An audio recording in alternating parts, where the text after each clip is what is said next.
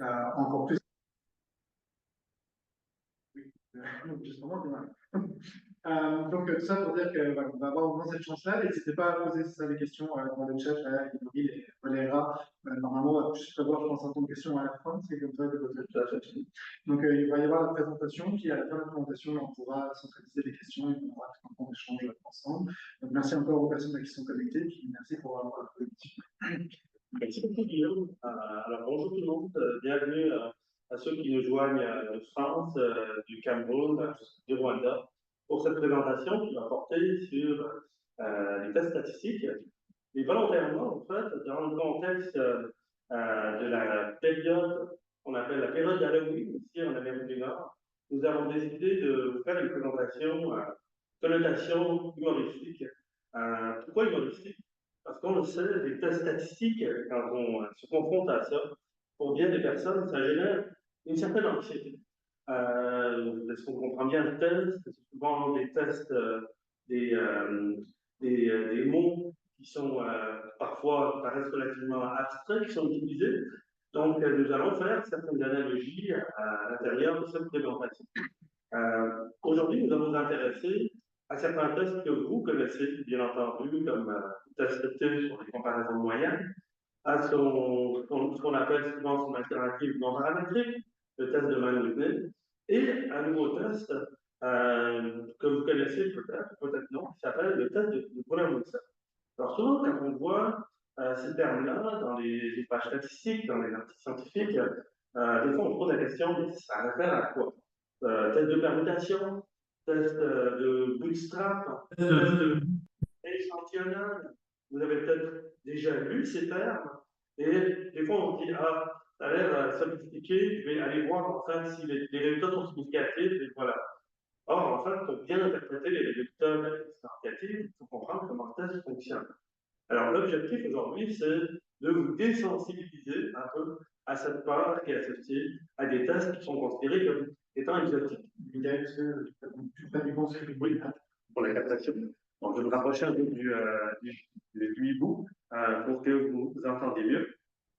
Donc, nous allons parler de monstres quand on va parler des tests statistiques et nous allons parler également des clés pour libérer ces monstres, à savoir les conditions d'utilisation du test sont-elles remplies ou non. Et ça va être les clés qui vont nous permettre en fait de pouvoir en fait libérer le test. Alors, c'est ce dont on va parler tantôt avec cette analogie d'Halloween, période où en Amérique du Nord, les enfants vont sonner aux portes pour réclamer des bonbons.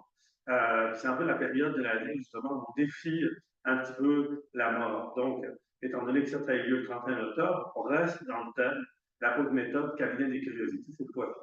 Donc, je me présente brièvement, Michael Cantinotti, professeur en méthode de recherche et statistique au département de psychologie de l'Université du Québec Trois-Rivières. Et cette présentation, aujourd'hui, elle a été élaborée en collaboration avec deux autres personnes auxquelles je laisserai le soin de se présenter. Bonjour tout le monde, je m'appelle Maxime Ouellet-Aguerson, je suis un des Maximes présents aujourd'hui. Je suis étudiant au baccalauréat en psychologie, 3e année. Bonjour, moi c'est Maxime Picot, je suis aussi étudiant au baccalauréat en psychologie. Je suis membre du laboratoire ATRE, donc Adaptation, Technologie et Résilience en psychologie. Alors, on va commencer la présentation.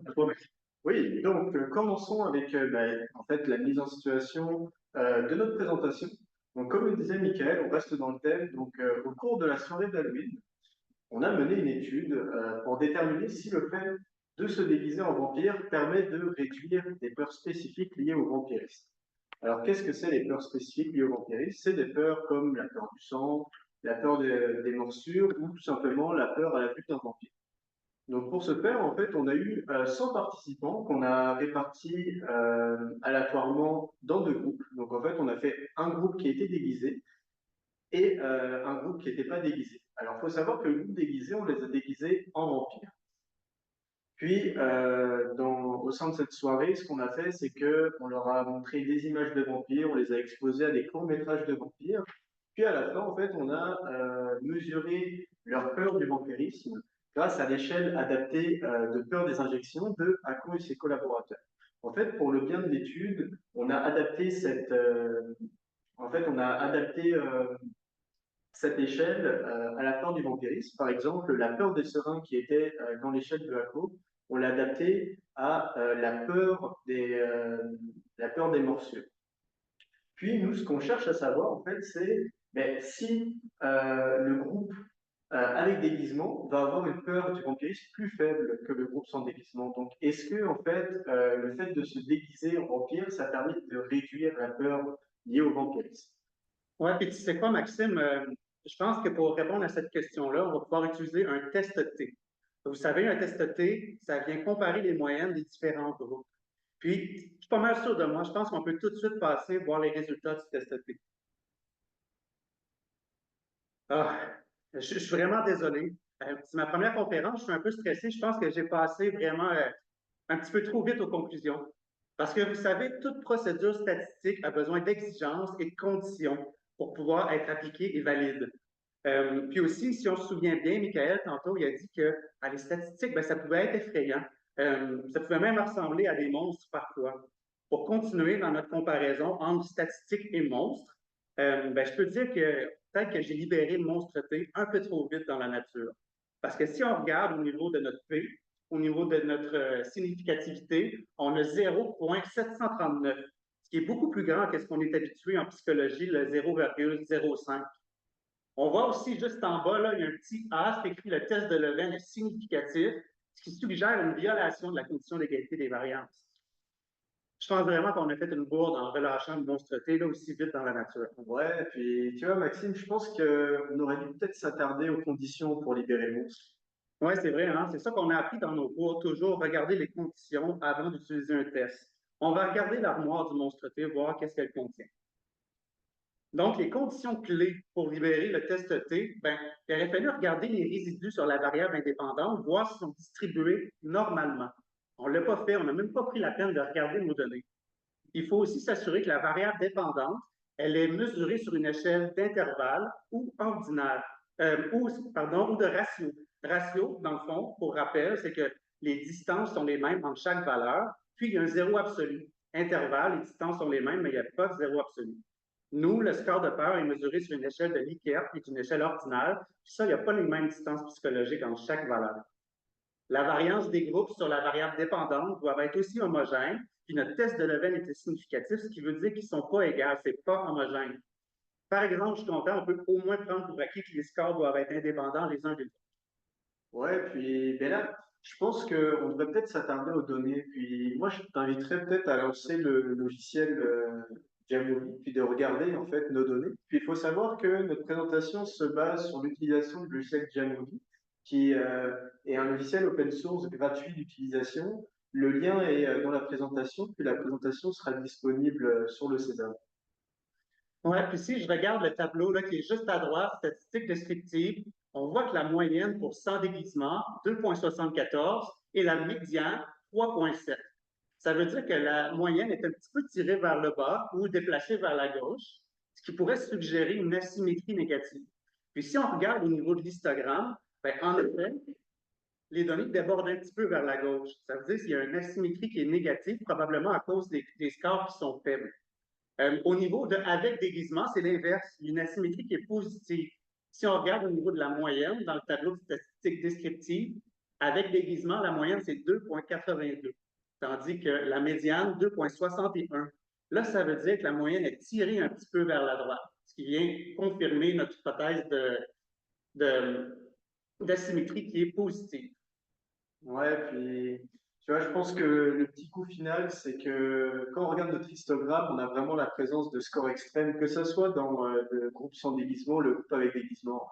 Oui, c'est vrai. Je pense qu'on a fait une bourde. Il va vraiment falloir aller récupérer le test T avant qu'il pose trop de dommages à la ville de Trois-Rivières. Ouais, puis en attendant qu'on aille le chercher, est-ce que, Mickaël, tu pourrais présenter le Manhattan? Bonne idée. Alors, on va sauter au manuel.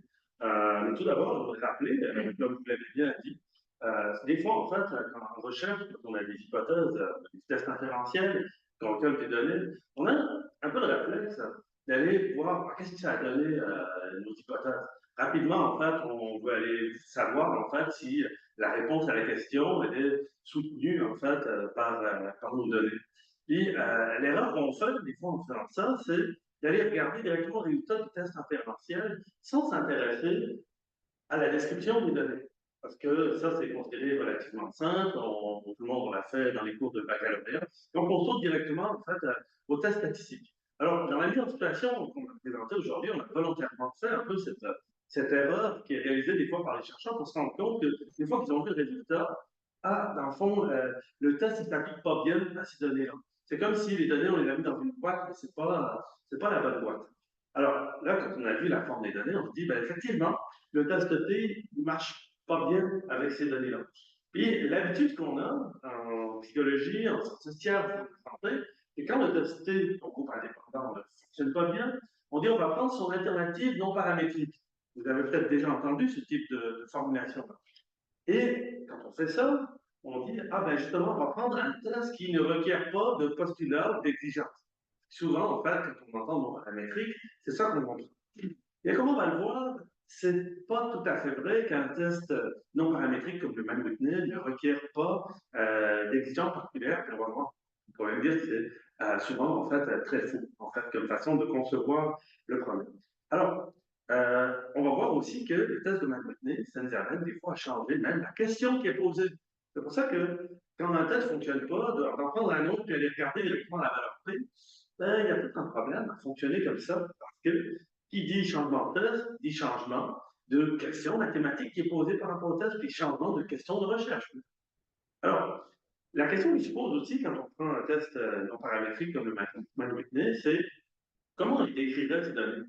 Parce que souvent, quand on va faire un test inférentiel, un test qui vise à généraliser les résultats d'un échantillon à une population, c'est le cas de tous les tests inférentiels en passant, eh bien, on va se poser la question, quelles statistiques descriptives on va présenter également au lectorat pour s'assurer que les gens comprennent sur quoi porte en fait l'inférence. Souvent, dans les ouvrages d'introduction à la statistique, à l'analyse de données, pour les sciences sociales, sciences humaines, psychologie, eh bien, en fait, on va recommander l'utilisation de la médiane quand on utilise le Mann-Whitney. La question qu'on doit se poser, c'est est-ce que le Mann-Whitney, c'est un test qui porte sur la médiane? Eh bien, c'est le cas, mais dans des conditions très restrictives et particulières. Par exemple, quand les distributions qui sont comparées sont identiques. Alors, vous vous rappelez des deux distributions qu'on vient de voir, une avec une asymétrie positive et une avec une asymétrie négative. Clairement, ici, on est dans la situation des maximes, des désaccords, où on n'a pas des distributions qui sont similaires. Donc, le test ne portera pas nécessairement sur la médiane. Alors, c'est pour ça que là, ça peut être un problème de dire, bon, on fait le test pour rapporter la médiane, or le test ne porte pas sur la médiane. Et la situation la pire de toutes, c'est quand on présente en fait les médianes sont identiques dans les deux groupes, puis on a une valeur P qui est significative. Alors là, l'analyste ou le lecteur, s'il ne comprend pas bien sur quoi porte le test, il va être désarçonné. Vous ne serez désormais plus désarçonné parce que vous savez, dans ce cas-là, que le test de Mann-Whitney, il porte autant sur la tendance centrale que sur la forme des deux distributions qui sont comparées. Alors ici, on est clairement pas dans le scénario où le test porte sur la médiane, il porte sur autre chose. Alors, forme de distribution, c'est bien beau, mais à ce moment-là, l'inférence, concrètement, en termes mathématiques, elle porte sur quoi? Alors, vous avez peut-être déjà vu des tests de Mann-Whitney qui sont rapportés avec ce qu'on appelle des rangs moyens. Alors, parfait, mais dans le fond, vous êtes d'accord, on rapporte un moyen? Parfait, on va faire le test. D'abord, oh, fantastique, le test devient significatif. C'est bizarre, en fait, ça passe de 0.739, je rappelle ici, c'est exactement les mêmes données, à 0.01. Donc, selon la convention où on utiliserait en fait un alpha de 5%, on aurait un test qui est significatif, qui amène à conclure qu'il y a une différence entre les groupes qui sont comparés. Bon, on pourrait rapporter les rangs moyens. Rang moyen déguisement, ici c'est 43.8 et rang moyen sans déguisement, 57.2. OK, donc 57.2 est plus élevé que 43.8. J'imagine que c'est ça que doit dire la valeur P. Mais concrètement, imagine qu'on doit communiquer ces résultats-là à des décideurs en santé publique qui veulent justement prémunir la population contre les morsures de vampires, donc la peur du phénomène. Donc, OK, tout le monde devrait porter des vêtements de vampires à Halloween, ça résoudrait peut-être le problème. Mais l'affaire, c'est communiquer en fait à des chercheurs, à des praticiens ou des décideurs des rangs moyens, c'est pas toujours très évident à faire. On peut dire, OK, on a converti les rangs originaux, les scores originaux en rangs, puis ensuite on a fait un test sur les rangs. Mais concrètement, quand on présente par exemple même une figure comme celle à droite, là où on voit la distribution de données, oui, proche. Quand on voit la distribution de données, eh bien, en fait, la conclusion ne porte plus sur ces données-là, puisqu'en fait, ici, ce sont des données qui n'ont pas été transformées. Donc, on doit changer quelque part la métrique, qui est également un enjeu pour la communication de résultats scientifiques à un public non spécialisé. Si vous communiquez à des mathématiciens, les résultats du manuel avec les rangs moyens, ce n'est pas forcément un problème. Pour les autres, comprennent-ils bien ce dont il s'agit quand on parle de rang moyen? On peut en douter. Mais plus que ça, il y a un autre problème. C'est que le Mann-Whitney, même s'il est souvent présenté comme un test en anglais assumption free, c'est-à-dire sans exigence, comme je l'ai déjà mentionné, ce n'est pas le cas. Quand les variances sont inégales dans les groupes qui font l'objet de la comparaison, eh bien, en fait, la valeur alpha en fait, du test n'est pas vraiment conservée. Donc, il s'agit ici de validité statistique des conclusions qui peuvent être mises en péril quand les variances dans les groupes comparés sont inégales. Et ce problème-là est renforcé en plus quand il y a présence d'asymétries différentes dans les groupes. Nous avons toutes les conditions en place pour un désastre, puisque c'est vraiment la situation dans laquelle nous nous trouvons avec ces données-là. Donc, je vous rappelle ici, j'ai mis des boîtes à moustaches avec des courbes de densité. Vous voyez en fait cette asymétrie qui est négative dans le groupe sans déguisement, avec des scores bas qui ont tendance à tirer la moyenne vers le bas, et le phénomène inverse qui apparaît dans le groupe avec déguisement, où la moyenne, le carré que vous voyez à l'intérieur de la boîte à moustaches, là, est plus élevé que la médiane, et cette moyenne-là est tirée vers le haut par les scores extrêmes. Donc, et en plus de ça, bien, vous avez en fait sur la droite la variance qui est le double en fait dans le groupe sans déguisement comparativement au groupe avec déguisement. On fait quoi? Michael, je pense que j'ai une vieille armoire là, au fond du grenier qu'on va pouvoir utiliser pour ça. On ne pourra pas utiliser le Mann-Whitney, on va falloir enfermer le monstre, mais on va pouvoir utiliser un test, une armoire qui contient plusieurs tests, dont la bête de la randomisation. Je vais vous expliquer, je vais vous vulgariser c'est quoi la randomisation sur la moyenne. Dans le fond, là, la randomisation, il faut comprendre un peu comme le même principe qu'un devis expérimental. Si on se souvient, dans un devis expérimental, les participants sont distribués aléatoirement dans les différents groupes. Et pourquoi on fait ça? Bien, une des raisons, c'est pour essayer de dissiper les possibles variables qui sont confondantes et qui pourraient interférer avec nos scores. Il faut aussi se rappeler que si l'hypothèse nulle est vraie, dans notre exemple, ça veut dire que si jamais on voit une différence, mais que ce n'est pas à cause du déguisement, ça veut dire que c'est à cause d'une fluctuation qui est aléatoire dans nos données. La randomisation, ça reprend un peu le même principe que l'espèce de devis expérimental que je vous expliquais. Mais au lieu de mettre aléatoirement les participants dans des groupes, ça met les scores de façon aléatoire dans les différents groupes. On va prendre un exemple. Tantôt, Maxime disait qu'on avait un exemple avec 50 dans le groupe avec déguisement et 50 personnes dans le groupe sans déguisement. Pour le bien de la cause, je vais résumer avec 6 personnes dans déguisement et 6 personnes sans déguisement. Donc, on regarde ici, avec déguisement, la moyenne de score de peur du vampirisme est de 7,5. Au niveau de sans déguisement, la moyenne est de 8,75. Donc, ceux sans déguisement ont un score de peur des vampires plus élevé, de moins 1,25 la différence. Si on prend notre tableau, puis on s'imagine qu'on sort du zoom, puis qu'on le shake un peu, qu'on le brasse pour faire tomber les chiffres. On prend tous les chiffres, puis on le met dans un sac qu'on va appeler un sac à possibilités. Ce sac-là, on va l'imaginer opaque. On va rentrer notre main dedans, puis on va sélectionner un chiffre au hasard en fermant les yeux. Par exemple, le chiffre 8. On va mettre ce chiffre-là dans un groupe, par exemple avec déguisement. On va refaire la même chose jusqu'à temps que notre sac soit complètement vide et que nos deux groupes aient des scores distribués de façon aléatoire. On va faire la même chose. On va reprendre tous nos groupes, comme par exemple le premier carré, là, c'est nos deux nouveaux groupes faits de façon aléatoire. On va shaker, on va brasser les chiffres, puis on va remettre ça dans le sac. on va créer 2 nouveaux groupes. On va faire ça de manière presque infinie, jusqu'à temps qu'on ne puisse plus le faire. Dans notre cas, ça nous a donné 924 nouveaux groupes randomisés. C'était le maximum qu'on pouvait faire avec 12 scores. Avec l'entièreté de ces nouveaux groupes-là, pour chacune d'elles, on va créer une nouvelle différence. Tantôt, on avait une différence de moins 1,25. Maintenant, on peut avoir des différences, par exemple, de moins 0,29, moins 0,33, moins 1,33, et ainsi de suite. C'est important de comprendre qu'on va prendre ces différences-là, puis on va les distribuer sur un histogramme. Cet histogramme-là représente la distribution dans le cas que l'hypothèse nulle est vraie. Ça veut dire dans le cas que la différence observée n'est pas due à notre déguisement, mais à une fluctuation aléatoire dans nos données. On va ensuite placer notre vraie différence observée, dans ce cas-ci, au niveau qui était moins 1,25, si je me souviens bien.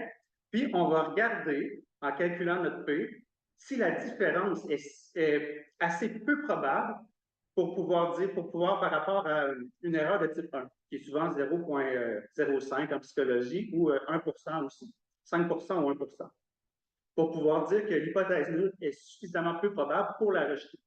Dans notre cas, on a un P de 0,14, ce qui donne 14%. C'est beaucoup plus grand que 5%. On ne peut pas rejeter l'hypothèse nulle.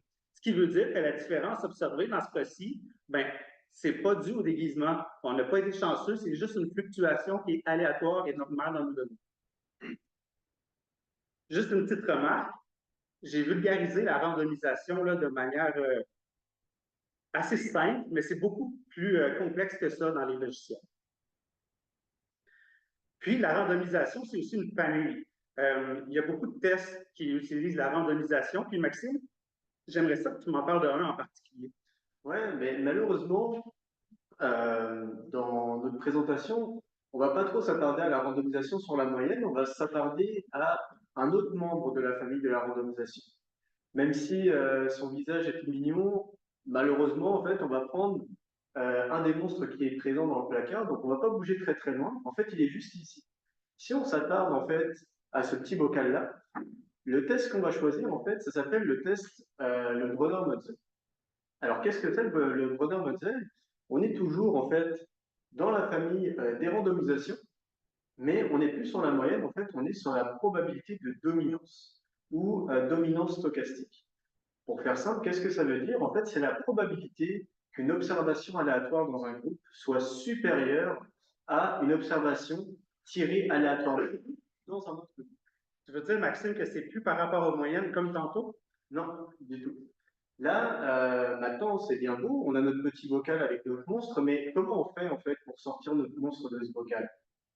Donc là, on va ressortir en fait notre logiciel Jamovi, puis on va ouvrir notre jeu de données, notre jeu de données va aussi d'ailleurs être disponible sur le site du Sésame. Puis en fait, on va aller rechercher directement notre Brunner-Monsell, parce qu'en fait, il faut savoir que dans notre logiciel, il n'est pas présent. Donc en fait, qu'est-ce qu'on va faire? On va aller on va aller dans l'onglet en haut à droite qui s'appelle l'onglet module. En fait, c'est notre bibliothèque de monstres statistiques. Puis on va aller rechercher en fait le test BM. Le test BM sur Jamovi, enfin le Brunner-Monsell s'appelle le BM test. On l'installe, puis une fois qu'il est installé, on va pouvoir l'utiliser en fait comme tous les autres tests qu'on peut voir dans le A. Et après, on va pouvoir sélectionner, comme on peut voir dans notre état B, tout simplement nos variables. Alors, petit rappel, ce qu'on cherche à savoir, c'est pour la peur du vampirisme, est-ce qu'on va avoir une peur de vampirisme plus faible dans le groupe avec déguisement que dans le groupe sans déguisement? Donc ici, là, on peut voir qu'on est dans les entrailles du monstre et qu'on a plusieurs options disponibles. Là, je vais vous les présenter rapidement. En fait, la première option que j'ai sélectionnée pour le bien de la présentation, c'est la version asymptomatique. Attends, Maxime, asymptomatique, le monstre n'a pas la COVID? Non, laisse faire. Le monstre, je voulais dire le monstre asymptotique, c'est vrai, tu as raison. Alors en fait, le monstre asymptotique, l'option plutôt, qu'est-ce que ça veut dire? En fait, ça signifie que le test utilise des approximations mathématiques sans permutation. Donc là, on n'est plus dans les permutations, valide surtout pour des grands échantillons pour déterminer la distribution de la statistique du test. Ça, c'est une option que l'on peut sélectionner. Nous, en fait, on va s'attarder sur la permutation aléatoire. Alors, on peut voir qu'on a sélectionné aussi le nombre de permutations possibles, full permutation, mais pourquoi on ne prend pas celui-là? C'est qu'en fait, comme on a pu voir avec l'exemple de Maxime, lui, il a fait le nombre de permutations possibles avec son exemple parce qu'il avait deux groupes de 6 personnes. Donc, en fait, un échantillon de 12 personnes, ce qui lui donnait 924 possibilités en fait, d'échantillonnage. En l'occurrence, là, ici, si on regarde notre échantillon de 100 personnes avec deux groupes de 50 personnes, ça fait une possibilité de 100 octillions, qui est quand même énorme. Maxime, je viens de trouver sur Internet, 100 octillions, ça représente comme si on recouvrait la surface de la Terre avec des billets de dollars, puis que ça serait épais comme 2 monts Everest. On va épargner notre monstre. Je pense que on va pas lui faire plus de mal que ça, puis on va éviter d'utiliser cette option-là, parce qu'en fait, le problème, c'est que sans octillions, nos machines qu'on utilise actuellement sont pas capables de faire le calcul. Donc, nous, ce qu'on va prioriser, du moins privilégier, en fait, c'est les permutations aléatoires. Puis ici, ce qu'on peut regarder, c'est qu'en fait, on a fait 20 000 permutations, donc on a demandé à notre monstre Bonheur-Munzel d'effectuer 20 000 permutations dans un temps de 180 secondes.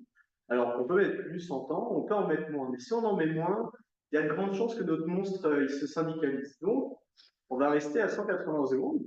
Puis, maintenant, on va passer à la partie la plus intéressante, relative effect. Relative effect, qu'est-ce que c'est? En fait, c'est notre probabilité de dominance, comme je vous ai dit. Donc, en fait, ça permet d'estimer la probabilité qu'une observation aléatoire tirée d'un groupe soit supérieure à une observation aléatoire tirée de l'autre groupe. Par contre, pour bien comprendre notre situation, nous, on ne cherche pas à savoir s'il y a un score supérieur de peur différemment des deux groupes. Ce qu'on cherche à savoir, en fait, c'est la probabilité que le score de peur soit plus faible. Donc là, on n'est plus sur des scores de supériorité. En fait, on n'est plus sur la recherche de supériorité, on est sur une recherche d'infériorité des scores. Parce qu'en fait, on cherche à savoir si le score de peur est plus faible dans le groupe sans déguisement par rapport au groupe avec déguisement. Ensuite, notre dernière case, après avoir sélectionné notre hypothèse alternative, on a la catégorie des valeurs manquantes. Alors ici, nous, on a sélectionné exclure les cas analyse par analyse, mais on a aussi l'option d'exclusion des cas par liste complète. En fait, exclure les cas analyse par analyse, ça veut dire exclure les valeurs manquantes, uniquement dans les analyses où elles sont présentes. Cela, en fait, conserve le maximum de données possibles pour chaque analyse. Attends, Max, là, je te coupe, je ne suis pas sûr de comprendre. Exclure les valeurs manquantes uniquement s'ils sont présentes. Comment tu fais pour les exclure s'ils sont manquantes mais présentes? Je ne comprends pas. C'est vrai. En fait, je peux t'expliquer avec un petit exemple. Si on prend le cas de Maxime et Michael, qui veulent en fait tout simplement savoir leur degré de préférence pour deux sports, par exemple, on peut prendre le cas du basket et du foot. Imaginons que toi, Maxime, t'aimes pas le foot, puis tu t'étais pas présenté dans la mesure. Donc en fait, on n'a tout simplement pas, on peut pas savoir si tu aimes le foot ou si tu n'aimes pas. Donc on n'a pas ta donnée. Par contre, on a ta donnée pour le basket. Michael, lui, qui est une personne qui est assidue, il a donné son score pour le basket et pour le foot. Donc là, le problème, c'est que si je choisis exclure les cas analyse par analyse, ben toi, Maxime, je vais te garder. Je vais garder Michael pour mon analyse. Par contre, pour mon analyse sur le foot, étant donné que je n'ai pas ta donnée là-dessus, eh ben, je vais t'éliminer. Mais je vais garder Michael. En l'occurrence, si je prends exclusion des cas par liste complète, ben là, même si on parle de savoir si tu as aimé le basket ou tu n'as pas aimé le basket, même si tu as ta donnée, je ne vais pas la prendre et je ne vais pas te compter dans les différentes analyses. Pourquoi? Parce que tu as une donnée manquante en fait dans les scores en fait pour le football. OK, je comprends mieux, là, exclure les valeurs manquantes juste s'ils sont présentes. C'est que dans le fond, ça va être écrit Michael, par exemple, 8 pour le football, puis moi, ça va être écrit Maxime, blanc, nul, où il n'y aura rien. Elle va être là, mais sûr qu'elle va être absente. Là, je comprends mieux. Puis, je ne serai pas pris en compte pour l'exclusion des cas par liste complète. Non, non, là, c'est ça, ouais. Effectivement. C'est un peu discriminant pour moi. C'est les vestiaires statistiques, c'est la dure loi. Ah, c'est monstrueux, c'est vrai. C'est monstrueux. Donc là, ben, en fait, une fois qu'on a sélectionné toutes nos options, notre Brunner-Menzel va nous donner nos résultats. Donc en fait, si on se penche sur les résultats ici, puis je tiens à faire du pouce sur un petit détail. Comme je vous ai dit, en fait, on a choisi le random permutation, donc les permutations aléatoires avec 20 000 possibilités. Il faut savoir que la valeur P, elle peut osciller sensiblement si vous répliquez le test, car en fait, on sélectionne aléatoirement un sous-ensemble de combinaisons sélectionnées. Là, en fait, on a choisi 20 000 possibilités parmi 100 optiques. Donc, on obtient un P de 0,015, ce qui fait que c'est significatif. Puis là, on va s'intéresser en fait à notre probabilité de dominance, qui est de 0,36. Alors, notre score de dominance, il faut savoir qu'il est entre 0 et 1. Qu'est-ce que ça veut dire, ça, si on interprète un score qui est proche de 0,50, ça veut dire que nos deux groupes, il ne va pas forcément y avoir de supériorité. Donc, en fait, les scores vont se ressembler. Par contre, si notre probabilité de dominance tend vers le 0 ou tend vers le 1, ça va insinuer qu'il va y avoir une dominance entre les deux groupes. Donc là, en fait, ce qu'on peut en tirer, c'est que la probabilité qu'un score tiré aléatoirement de peur du vampiriste soit plus faible dans le groupe sans déguisement par rapport au groupe avec déguisement est de 0,36. Ça veut dire que dans environ 36,5% des cas, la peur est plus faible dans le groupe sans déguisement qu'avec un déguisement. Mais là, maintenant, on a notre sortie de données, mais comment est-ce qu'on peut interpréter ça? En fait, ce qu'on peut dire, c'est qu'un test de 20 000 permutations réalisé avec la procédure de Brunner-Menzel indique qu'un participant échantillonné aléatoirement dans le groupe sans déguisement présente une probabilité de supériorité de 0,36 comparativement à un participant échantillonné aléatoirement dans le groupe avec déguisement, ce qui permet de rejeter l'hypothèse nulle. Autrement dit, les mortels déguisés en vampires éprouvent moins de peur du vampirisme comparativement aux mortels sans déguisement. Mais là, j'ai un graphique qui est là avec moi pour illustrer, mais est-ce que tu pourrais m'en dire plus, Michael? C'est un bon point, en fait. Vous avez tous retenu, quand on fait une analyse statistique, même si c'est une analyse statistique inférentielle, et surtout si c'est une analyse statistique inférentielle, il faut apporter quelque chose de descriptif pour permettre au lectorat de comprendre sur quoi porte en fait l'inférence. Alors, sur quoi porte l'inférence dans le cas du Brunner-Menzel? La première règle qu'il ne faudrait pas commettre, ce serait de rapporter simplement des moyennes. Parce qu'ici, nous n'avons pas un test qui porte sur des moyennes. À partir du moment où on va vers un test de dominance, qu'on appelle aussi test de supériorité, on pourrait appeler aussi un test d'infériorité, mais le langage, en fait, à ce sujet-là est beaucoup moins, c'est beaucoup moins fréquent quand on utilise cette nomenclature-là, alors, mais ici, dans le fond, on parle d'infériorité d'un groupe sur supériorité de 0,36, ça revient à une forme d'infériorité. Alors, quelle est la statistique qui permettrait de résumer ce type de test? Alors, la réponse est relativement complexe. Parce qu'ici, nous avons un test qui porte sur des distributions dans leur ensemble. À la limite, on pourrait présenter des quartiles, des déciles, des centiles pour chacune des distributions pour amener le lecteur à réfléchir sur justement la forme complète de la distribution. Mais à notre avis, la meilleure représentation possible dans ce test-là, ça serait justement un graphique. Alors, ce que nous avons retenu et qui est disponible dans le logiciel Jamovie, c'est d'avoir par exemple un histogramme superposé par une courbe de densité. Ici, nous voyons directement en fait la forme des deux distributions qui sont l'objet de la comparaison et nous pouvons conclure justement que l'infériorité du groupe avec équipement vient justement de, sans doute, justement de cette tendance en fait des données à être globalement plus faibles en fait, on voit qu'elles sont beaucoup amassées en fait dans la partie basse, même s'il y a des données qui sont plus élevées prises individuellement comparativement au groupe sans déguisement. Alors ça serait notre proposition. Il y aurait également d'autres possibilités, comme par exemple de mettre un diagramme en points superposés, qu'on appelle des fois en anglais un histoplot. Vous avez ces possibilités-là dans un logiciel sensiblement identique à Jamovie, le logiciel JASP, J-A-S-P, qui est lui aussi gratuit, qui est plus élaboré que Jamovie pour les graphiques. Par contre, là, volontairement, on s'est dit, comme on part de Jamovie, on va y aller avec un graphique qui est disponible dans ce logiciel. Donc, c'est important, en fait, de rajouter une figure, en fait, pour compléter la compréhension du lecteur. Alors, tout ça pour vous dire que ici, on arrive au bout de notre présentation. Vous avez découvert le test de Brunner-Moussel. On espère que cette bestiole exotique, désormais, en fait, vous paraît moins menaçante. Quand vous la rencontrez dans les articles scientifiques, désormais, vous saurez à quoi elle réfère. Elle rentre dans la grande catégorie des tests de randomisation qui sont en fait très apparentés, en fait, sont des cousins très proches aux tests de permutation également. Il y a des nuances, je ne rentrerai pas ici dans celle-ci, mais vous noterez des fois que dans la littérature, certains auteurs parlent du test de Brunner-Moussel comme un test de permutation. Maxime Picault l'a bien montré, le test de Brunner-Moussel peut être utilisé sans permutation dans sa version asymptotique, et puis il peut être utilisé également avec un modèle full permutation qui en français se traduirait par énumération complète.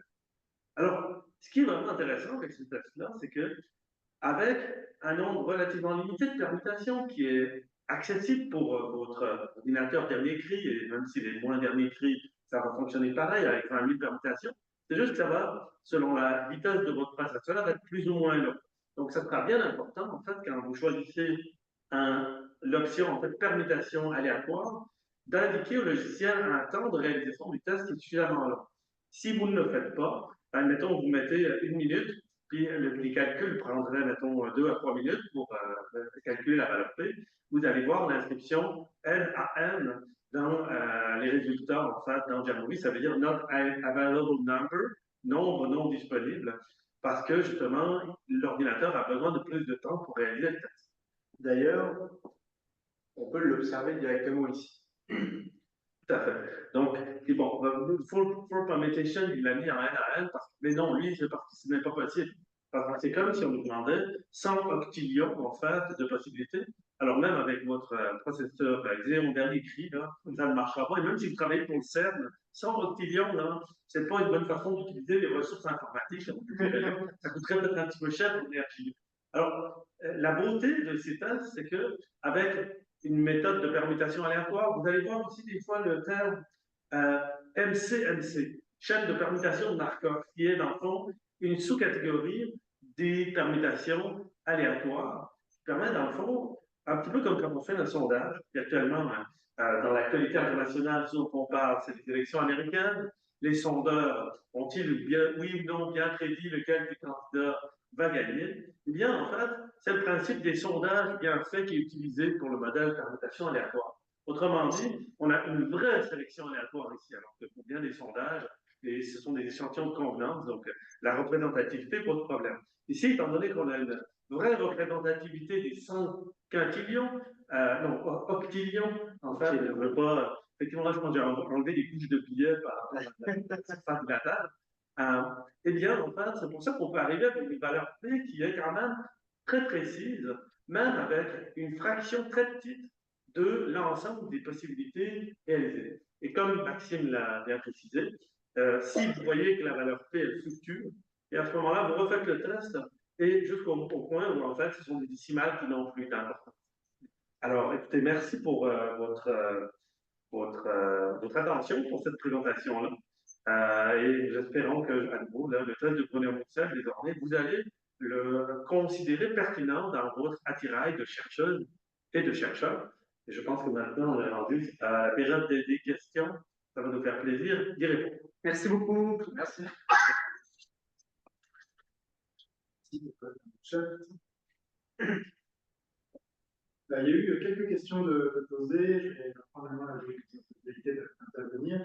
Une première question de David, c'était de dire est-ce que finalement le monstre wedge comme alternative au test T ne permet pas de résoudre certains des problèmes des conditions d'application mentionnés? C'est une question intéressante.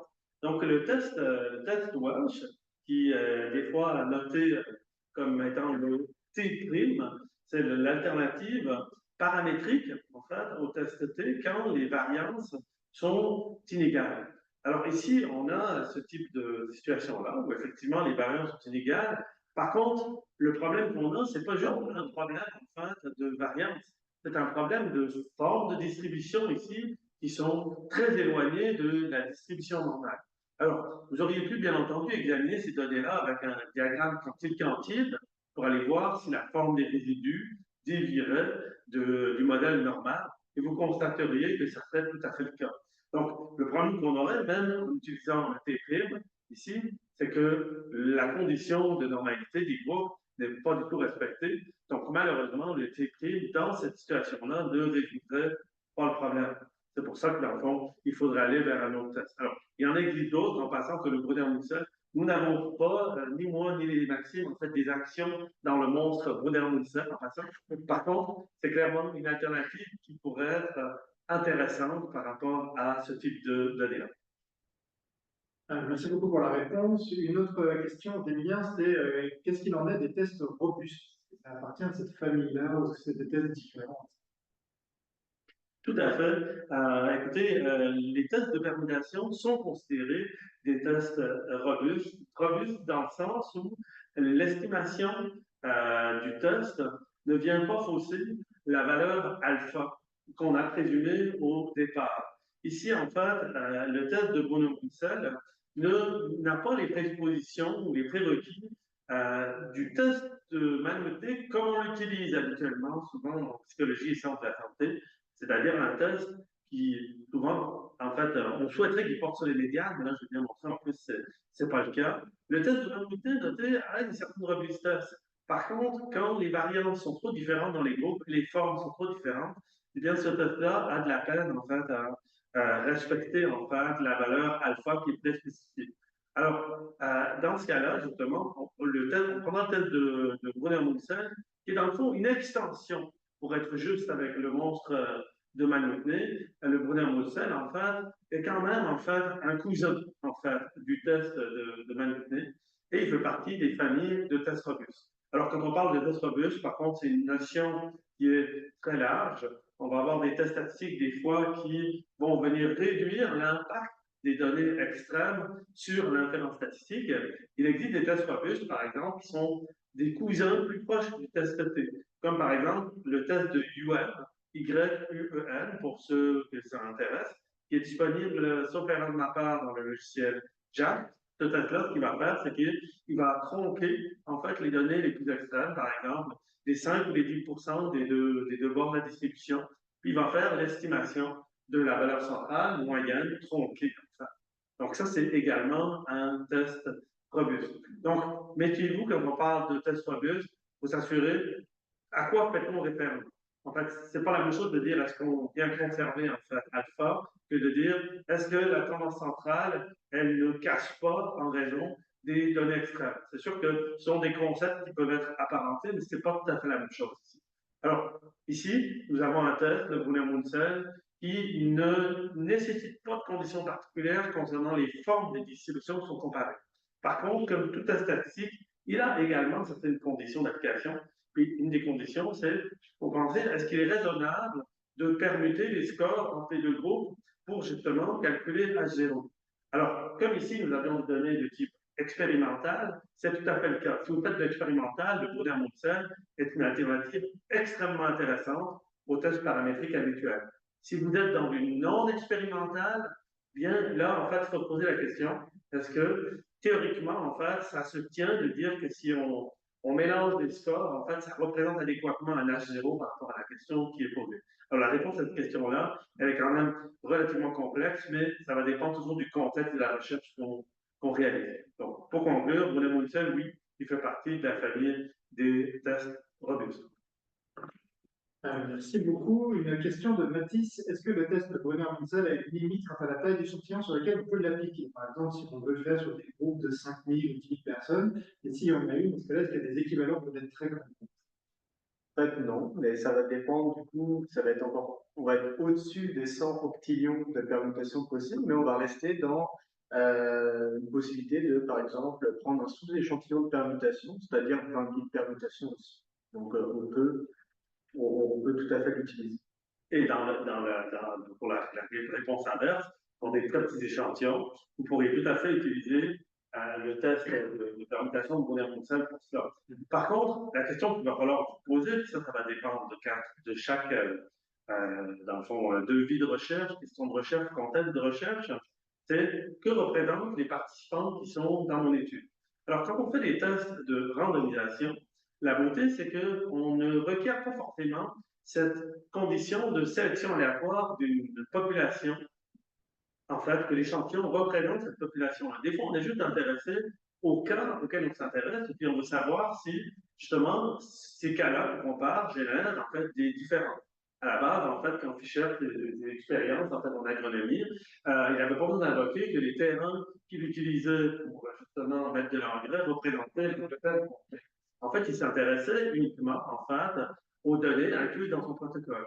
Alors, les tests de randomisation, si ce n'est pas l'intention du chercheur de dire, bon, ben, à quel point l'échantillon récolté représente la population, n'ont pas cette exigence-là, n'ont pas nécessairement cette condition-là de sélection aléatoire à partir d'une population pour mener à des conclusions validées. Ce qui est le cas, par contre, quand vous utilisez le test T en passant. Alors, quand vous utilisez un test de convenance, un échantillon de convenance et vous prenez le test T, eh bien là, si l'échantillon, justement, ne représente pas bien la population, ça va être sur vous, chercheurs ou chercheurs, que va reposer, dans le fond, la capacité à montrer, à convaincre le lecteur que cet échantillon-là, s'il avait été sélectionné aléatoirement, ben, il aurait eu les mêmes propriétés. Ce n'est pas une démonstration qui est facile à faire, en passant. Mais c'est ce qu'on fait souvent quand on utilise un échantillon de convenance.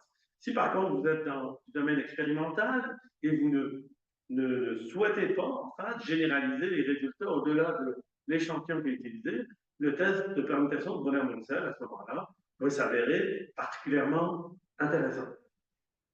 Et vous pouvez utiliser donc des très petits échantillons. Par contre, la question après, ben, qu'est-ce qui représente ces données-là? Eh bien, ça va dépendre en fait à nouveau d'autres domaines, c'est à vous de montrer que c'est pertinent de travailler avec ces scores-là, tout simplement.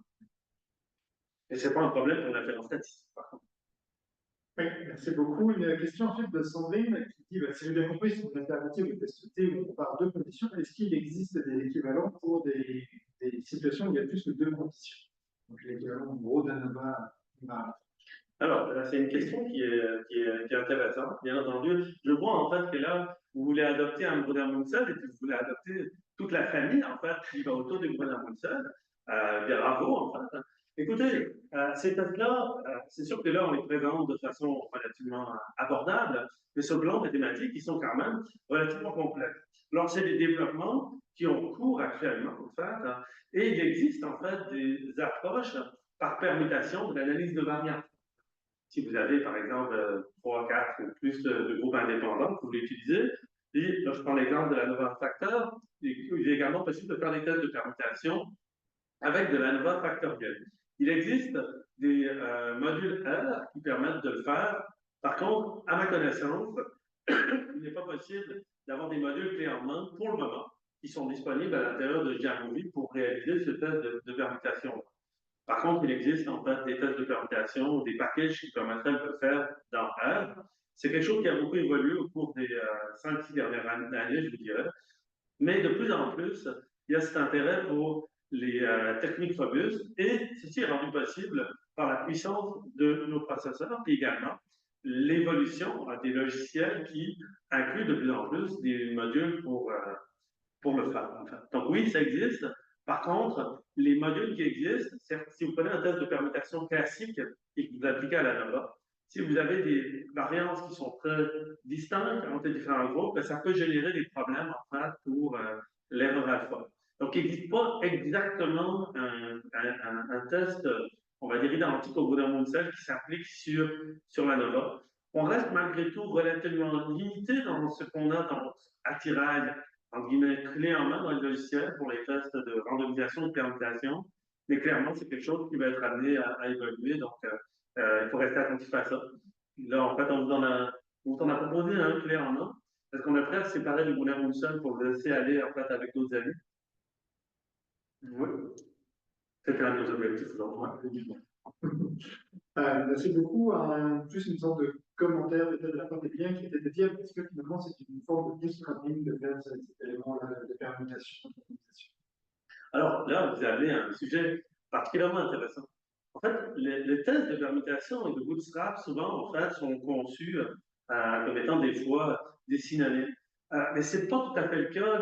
Les notions sont parfois confondues. Quand on fait du bootstrap, en fait, ça nécessite d'utiliser de la permutation. Par contre, tous les tests de permutation ne sont pas du bootstrap. Je vais expliquer. Dans l'exemple qu'on a pris tantôt, on a fait avec remise, sans remise, Maxime. C'était sans remise. Exactement. Parce qu'ici, on a un test de permutation qui vise à calculer une valeur P. Dans ce cas-là, enfin, c'est la stratégie, enfin, du tirage sans remise qu'on utilise, c'est-à-dire qu'une fois qu'on a deux chiffres, ici par exemple, puis on va les répartir dans les deux groupes, une fois qu'un chiffre a été tiré, il est assigné à un groupe, puis on finit en fait le tirage aléatoire. Alors que si vous aviez voulu faire ce qu'on appelle du bootstrap, pour par exemple estimer les bornes d'un intervalle de confiance, sans présumer une distribution théorique particulière, comme par exemple la loi normale, parce que les données ne sont pas normales, à ce moment-là, on aurait fait ce qu'on appelle un tirage avec remise. C'est-à-dire qu'à chaque fois, on aurait tiré un chiffre du sac, on l'aurait noté, puis on aurait remis le chiffre dans le sac, puis on aurait refait un tirage. Alors, quand on fait ça, enfin, c'est surtout pour de l'estimation des intervalles de confiance, et c'est surtout pour ça que le bootstrap est utilisé. Par contre, dans les articles de la littérature, des fois, les gens mélangent les concepts. Et ce n'est pas la même chose, clairement, de faire un tirage avec ou sans règle. Donc, ça pourrait faire l'objet, si le directeur de Cédam est intéressé, peut-être à une présentation ultérieure. Permutation ou bootstrap, que choisir? En tout cas, ça doit faire quelque chose qui fera partie peut-être des discussions ultérieurement sur ce. Est-ce que c'est des dettes pour attraper les monstres? Si on considère le directeur du Cédam comme étant un monstre, en fait, on essaie de l'attraper. Merci beaucoup. Je n'ai pas vu d'autres questions. Laurie, est-ce que tu as vu d'autres? Donc, je pense après le tour, il y a beaucoup de merci dans le chat, plusieurs personnes qui soulignent le caractère ludique, la qualité de la présentation et le fait que c'était très clair et instructif. Donc, vraiment, un immense merci pour cet effort de mise en contexte. C'était vraiment très, très agréable à suivre. C'est vraiment chouette. Un immense merci. Et à moins qu'il y ait d'autres questions, commentaires, on termine la séance. Des vraiment merci, etc., qui apparaissent. Et des personnes qui nous souhaitent des bonnes journées, soirées, selon le fuseau horaire. Vraiment merci à toutes les personnes qui sont connectées à distance, que ce soit là au Québec ou ailleurs dans le monde.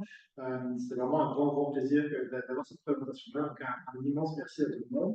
Et bonne fin de journée, bonne fin de soirée en fonction. Merci beaucoup pour votre attention. Au plaisir, là. Prenez soin de vous.